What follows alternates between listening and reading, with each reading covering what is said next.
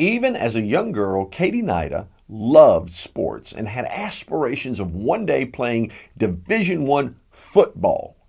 She worked toward that goal through high school. She had graduated from Chatfield High School in Littleton, Colorado, where she played varsity football as a place kicker. She was invited to try out for Colorado University. If nothing else, it would show Colorado University was being progressive in equality issues. Now, during the early 90s, CU had a whole string of unethical problems. Perhaps this could, signal a turnaround. So in 1999, Gary Barnett was named CU head coach, and Nida began to practice with the team. During the spring drills, she was allegedly victimized by team members. She could not go to Barnett with any of the complaints because he made it clear he didn't want her on the team. Nevertheless, in mid-September 1999, Katie dressed for CU's game versus Kansas. During her first year at CU, that's 1999 through 2000, after continuing to fend off sexual comments and assaults by other members of the team, Nida was allegedly raped by a teammate. Nida went to the police, but the district attorney told her it was unlikely her alleged attacker would ever receive more than an ankle bracelet and house arrest. In the summer of 2000, she said she was again sexually assaulted, and it was then that she left Colorado University. In 2002, Nida signed on with the University of New Mexico as a kicker. On December 9, 2002, another CU student, Lisa Simpson, filed a suit against CU football players and recruits who had allegedly raped her.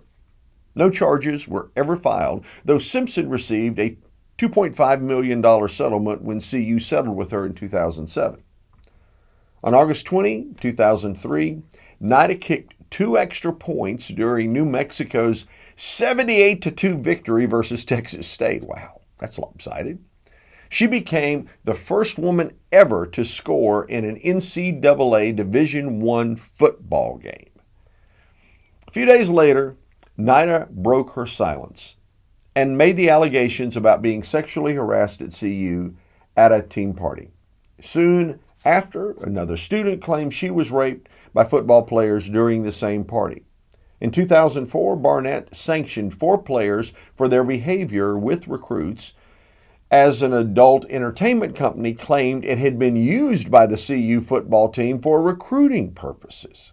What? Though CU officials denied this claim, the phone number of the entertainment company was found on the cell phone of a CU football recruiter. CU had had enough. By December 2005, Barnett would be fired. Nida would write a book on her experience and briefly kicked for a couple of arena football teams. Katie Nida wanted to have a chance not only to play football, but to have a shot at kicking for a Division I men's football team. What Katie experienced as a person, regardless of gender, was wrong. It should never have happened. First and foremost, every player, and indeed every person, has certain rights within the legal system. Felonies were committed against this young woman, and at every turn she was discouraged from reporting them. Now, let me be clear. This was unacceptable. It appears she was thwarted all the way up the ladder. Now, the second issue here is one of ethically creating a level playing field. Though the NCAA rules allowed her to step onto a football field and compete equally, there was an unethical culture in play.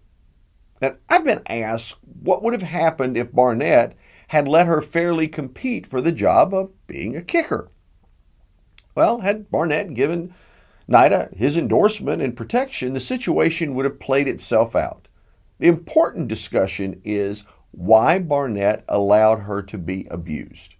Had Barnett laid down the law and demanded absolute respect for Katie, the situation would have been resolved before it ever got out of hand. The shortest route to achieving the goal of greater respect and equality in organized sports is through ethical training. Most college athletic programs have failed their athletes in that regard.